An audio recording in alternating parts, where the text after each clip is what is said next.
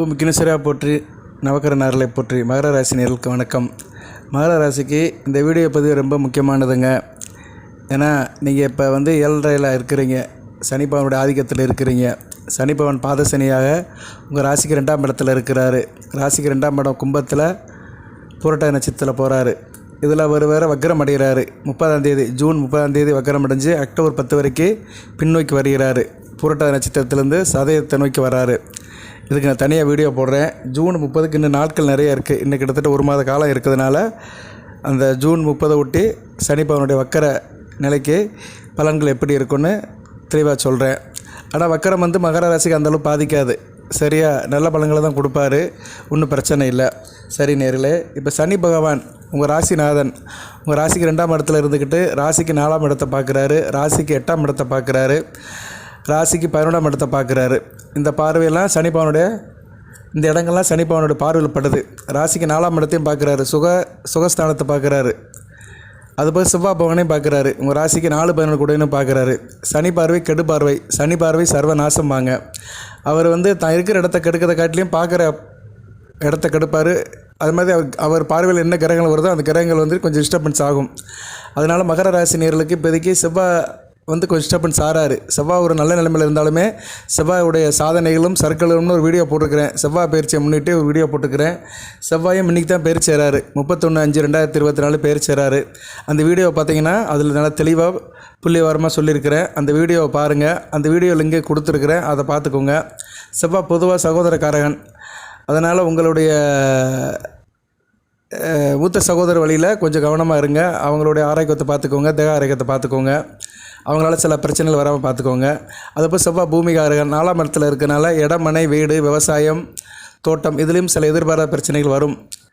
நல்ல அமைப்பு இருக்குது, கெட்ட அமைப்பு இருக்குது. ஆனால் சனி பகவான் செவ்வாயை பார்க்கறதுனால டிஸ்டர்பன்ஸாக ஆவார்.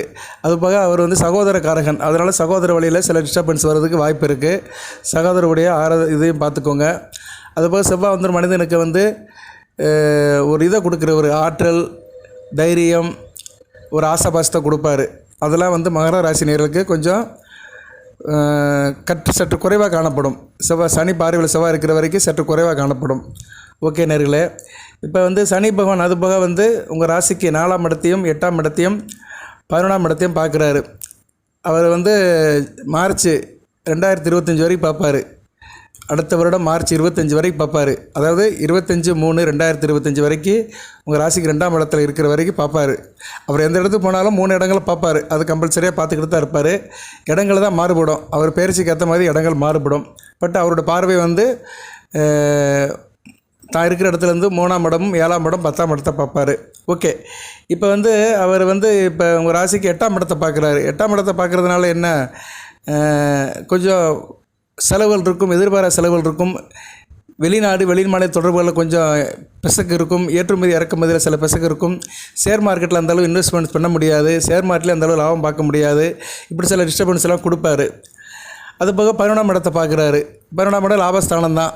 லாபஸ்தானத்திலே பிரச்சனை இருக்க தான் செய்யும். எதிர்பார்த்த அளவு லாபத்தை நீங்கள் சம்பாதிக்க முடியாது. இதெல்லாம் பொதுவாக இருக்க தான் செய்யும். ஏன்னா சனி பகவான் பார்வைக்கப்பட்ட இடங்கள் டிஸ்டர்ப் ஆகும், கெடுபலனுக்கு உட்படும். அவர் பார்க்குற இடங்கள் அந்த ஆதிபத்திய விசேஷம் பொதுவாகவே கெடும். அந்த கெடுபலன்கள் அவருடைய சுபத்துக்கு ஏற்ற மாதிரி கூடவோ குறைவோ இருக்கும். ஓகே, சுபத்துவம்னு என்ன, சனிப்பவனை சுபத்துவம்னு என்ன, அவர் சில நேரங்களில் சுபத்துவமாக இருப்பார். சுபகிரகங்கள் கோணமாகவோ கேந்திரமோ வரும்போது சுபத்துவம் ஆவார். சுபகிரகங்கள் பார்வை வரும்போது சுபத்துவம் ஆவார். அதுபோக சுபச்சாரங்கள் இடத்துல சுபத்துவம் ஆவார். இப்போ அவர் குரு சாரத்தில் இருக்கிறார். பரவாயில்ல. இந்த காலகட்டம் மகர ராசிக்கு ஓரளவு பரவாயில்ல. கடந்த காலகட்டத்தை காட்டிலும் இப்போ நல்லா இருக்கிறீங்க. அவர் சதய நட்சத்திரத்தில் இருந்த காலகட்டத்தை காட்டிலும் போராட்டத்தில் ஓரளவு நல்ல நிலைமையில் தான் போயிட்டுருக்கிறாரு. இருந்த போதிலும் ராசிக்கு 3 12 கூடிய சாரத்தில் போயிட்டுருக்கிறதுனால இளைய சகோதர விஷயத்தில் சில பிரச்சனைகளும், வெளிவட்டார விஷயத்தில் சில பிரச்சனைகள், அலைச்சல்கள், பிரயாணம், தூக்கம் கட்டு போகிறது, இது மாதிரி அமைப்பெல்லாம் உங்களுக்கு இருக்குது, இல்லைன்னு சொல்ல முடியாது. டே நைட்டாக வேலை பார்ப்பீங்க, தூக்கம் கட்டு போயிடும், டயத்துக்கு சாப்பிட முடியாது, இரவில் தூக்கம் டிஸ்டர்ப் ஆகும். இந்த அமைப்பெல்லாம் கொடுப்பாரு. பிள்ளைகள் விஷயத்திலும் சில பிரச்சனைகள் வர்றதுக்கு வாய்ப்பு இருக்குது. ஏன்னா தனகாரகன் குரு சாரத்தில் போகிறாரு. இதெல்லாம் சனிப்பவன் பொதுவாக மகர ராசி கொடுக்குறது தான். நான் எதுக்கு இதை ரெஃபரன்ஸ் பண்ணி சொல்கிறேன்னா, வருகிற ஜூன் 6ஆம் தேதி சனிப்பவனுடைய பிறந்தநாள். வைகாசி அமாவாசை அன்னைக்கு சேஷ்ட அமாவாசை அப்படிம்பாங்க. ஜேஷ்ட அமாவாசைங்கிறது வந்து வைகாசி மாதத்தை சமஸ்கிருதத்தில் சொல்கிற வார்த்தை. அந்த ஜேஷ்ட அமாவாசை அன்னைக்கு சனி பகவானுடைய பிறந்தநாள். இது ஒவ்வொரு வருடம் அனுசரிக்கப்படும். அன்றைக்கி சனி பகவானுடைய ஜெயந்தி, அவர் பிறந்தநாள். ஜூன் 6ஆம் தேதி வைகாசி 24 வியாழக்கிழமை வருது. வைகாசி அமாவாசை முன்னிட்டு வருது. அன்றைக்கி நீங்கள் என்ன பண்ணலாம்னா சனி பகவானை கும்பிடணும். மகர ராசினியர்கள் கும்பிட்டிங்கன்னா உங்களுக்கு இப்போதைக்கு நடக்கிற சில கெடுபலன்கள் பிரச்சனைகள் எல்லாம் சார்ட் அவுட் ஆகும்.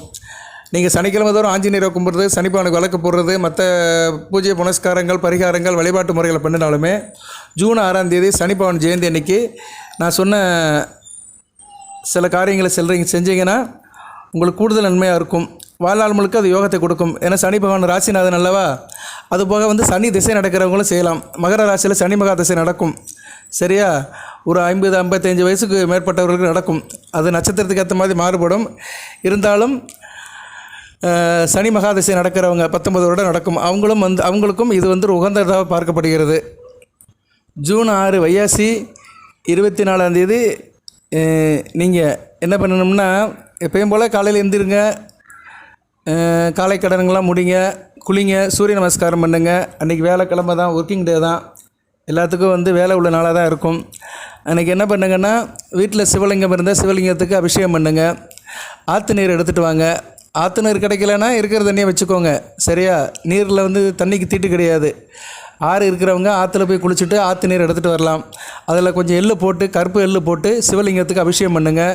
அதுபோல் சிவனுக்கு தேன் அபிஷேகம், பால் அபிஷேகம், இந்த அபிஷேகம்லாம் பண்ணலாம். வீட்டில் லிங்கம் இருந்தால் பண்ணுங்கள். லிங்கத்துக்கு அபிஷேகம் பண்ணி சிவனை பூஜிங்க. இல்லைன்னா கோயிலுக்கு போய் அபிஷேகத்துக்கு பொருள் கொடுங்க, கருப்பு எள்ளு கொடுங்க. ஐயர்கிட்ட கொடுத்தீங்கன்னா அவர் செய்வார். அன்றைக்கி கோயிலில் வந்து விசேஷம் இருந்ததுன்னா செய்வார். இல்லைனா சிறப்பு பூஜைகள் நடந்தாலும் செய்வார். இல்லைனா நீங்களே ஒரு சிறப்பு பூஜையாக லிங்கத்துக்கு அபிஷேகம் பண்ணணும்னு சொல்லி ஏற்பாடு பண்ணினீங்கன்னா நல்லது. அதுபோக வந்து நல்லெண்ணெய் தீபம் போடலாம். சிவன் கோயிலில் போயிட்டு நல்லெண்ணெய் தீபம் இல்லைன்னா எள்ளு தீபம் போட்டு இறைவன் வழிபடலாம். சரியா? நீங்கள் வந்து சனி பகவான் சன்னதியில் சிவன் கோயிலில் தான் மேக்ஸிமம் சனி பகவான் இருப்பார். இல்லைனா நவக்கரங்கள் இருக்கும், சிவன் கோயிலில் தான் இருக்கும். சிவன் கோயிலுக்கு போய்ட்டு சிவபெருமானை கும்பிட்டுட்டு எள்ளு தீபம் போடலாம். எள்ளு தீபம் கிடைக்காதவங்க நல்லெண்ணெய் தீபம் கூட போடலாம். ஓகே, விளக்கில் போடலாம், அகல் விளக்கு வாங்கி போடலாம். அதுபோக வந்து சனி பகவான் ஜெயந்தி அன்னைக்கு கிருஷ்ணர் வழிபடலாம். பக்கத்தில் சிவன் கோயில் இல்லாதவங்க பெருமாள் கோயிலுக்கு போகலாம், கிருஷ்ணர் கோயிலுக்கு போகலாம். கிருஷ்ணர் கோயிலும் இருக்கும், கிருஷ்ணர் கோயிலும் சில இடத்துல இருக்கும். கிருஷ்ணர் கோயிலுக்கு போய் கிருஷ்ணனை வழங்கலாம். கிருஷ்ணனுக்கு வந்து அந்த கோயிலுக்கு வந்து நீங்கள் புல்லாங்குழல்கள், மயில் இறகு கூட வாங்கி கொடுக்கலாம். மயில் இறகு தொகை கூட வாங்கி கோயிலுக்கு நீங்கள் சமர்ப்பணம் பண்ணலாம். இதெல்லாம் பண்ணினீங்கன்னா சனி பகவானுடைய அனுகிரகத்தை நீங்கள் பெறலாம். அதுபோல் சனி பகவானுடைய சாலிசா மந்திரத்தை சொல்லலாம். அனுமானுடைய சாலிசா மந்திரத்தை சொல்லலாம். அனுமார் கோயிலுக்கும் போகலாம். அனுமாருக்கு துளசி மாலை, வடமாலை, வெண்ணெய் சாத்தலாம். இதெல்லாம் உங்களுடைய சௌரியம்தான். பொருளாதார நிலைக்கு ஏற்ற மாதிரி செய்யலாம். அதுபோக வந்து அன்னதானம் செய்கிறது ரொம்ப நல்லது. அன்னதானம் செய்யலாம். இல்லாதவர்களுக்கு, வறுமை கோட்டு கீழே இருக்கிறவர்களுக்கு, வறுமையில் வாடுகிறவர்களுக்கு வந்து போர்வை, பருப்புனா வந்து கருப்பு உளுந்து, உடைச்ச கருப்பு உளுந்தம் பருப்பு இருக்கும். அது கடையில் தரும். அந்த காலத்தில் அதான் தோசைக்கு போடுவாங்க. தொளி உளுந்தம் பருப்பு அப்படிம்பாங்க. அந்த தொளி உளுந்தம் பருப்பு, தோல் செருப்பு, தோல் செருப்பு, கருப்பு கொடை, உப்பு, இதெல்லாம் வந்து தானம் செய்யலாம். இதெல்லாம் வந்து நீங்கள் வந்து என்ன பண்ணோம்னா யார்கிட்டாச்சும் கேட்குறாங்கன்னா அவங்களுக்கு கொடுக்கலாம்.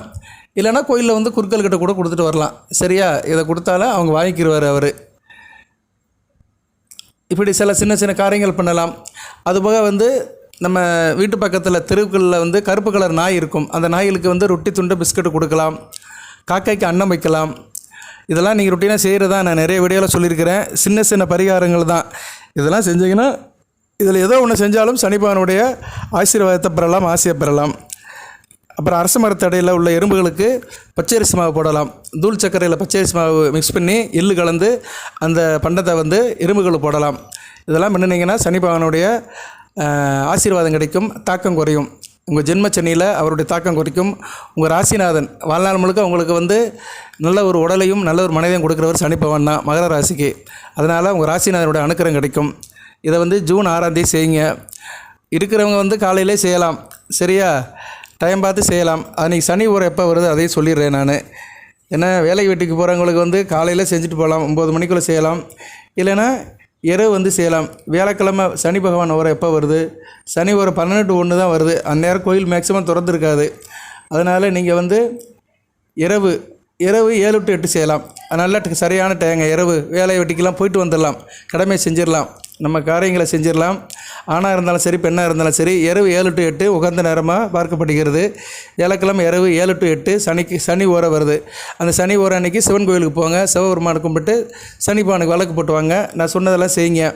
மேக்ஸிமம் சில காரியங்களை நைட்டில் செய்ய முடியாது, அதை பகலில் செஞ்சுருங்க. கோயிலுக்கு போகிறவங்க இரவில் அந்த டயத்துக்கு கோயிலுக்கு போயிட்டு வாங்க. சரியா? நான் நிறைய ஆப்ஷன் சொல்லியிருக்கிறேன், அதில் ஏதோ ஒன்று செய்யுங்க. அபிஷேகம் பண்ணாலும் சரி, விளக்கு போட்டாலும் சரி, தானம் பண்ணாலும் சரி, அந்த வியாழக்கிழமை இரவு சனி ஊரில் பண்ணினீங்கன்னா அந்த வழிபாட்டுடைய விசேஷம் கூடுதலாக இருக்கும். எந்த ஒரு காரியத்தை செஞ்சாலும் எஃபெக்டிவாக செய்யணும்னு சொல்கிறாங்க பார்த்தீங்களா? அந்த எஃபெக்டிவாக செய்கிறதுக்கு தான் அந்த கிரகத்தினுடைய ஓரையை பார்த்து செய்யணுங்கிறது. ஓரை பார்த்து செய்கிறது ரொம்ப முக்கியங்க. சரியா? எதாக இருந்தாலும் ஓரை பார்த்து செய்யணும். சில காரியங்களை அந்த கிரகங்களுடைய ஓரையில் செய்கிறது ரொம்ப நல்லது. சரி நேயர்களே, மகர ராசிக்கு இந்த வீடியோவை நான் தனி வீடியோவே போடுறேன். சரியா? சின்ன தகவல் தான், ஆனால் பெரிய நன்மைகள் கிடைக்கும். ஒரு நாள் கொஞ்சம் நீங்கள் டைம் பார்க்காம செய்யுங்க. அன்றைக்கி ஏற்கனவே அமாவாசை இருக்குது. சிவன் கோயிலுக்கு போகிறது மிக சிறந்தது. அமாவாசை அன்றைக்கி சிவனை சரிசிக்கிறது மிக சிறந்தது. வழிபாடு பண்ணுங்கள். ஓகே, வாழ்த்துக்கள். எல்லாம் வல்ல இறைவன் மகர ராசினியர்களுக்கு சில சௌபாகியத்தையும் சில ஐஸ்வர்யத்தையும் சில நன்மையிலும் கொடுப்பார். அனைத்து வளங்கள் நலங்களை பற்றி தேக ஆரோக்கியத்துடன் தீர்க்காயலுடன் நீடியோடி வாழ்க, நிறைந்த வளம் பெறுக. நன்றி நேயர்களே.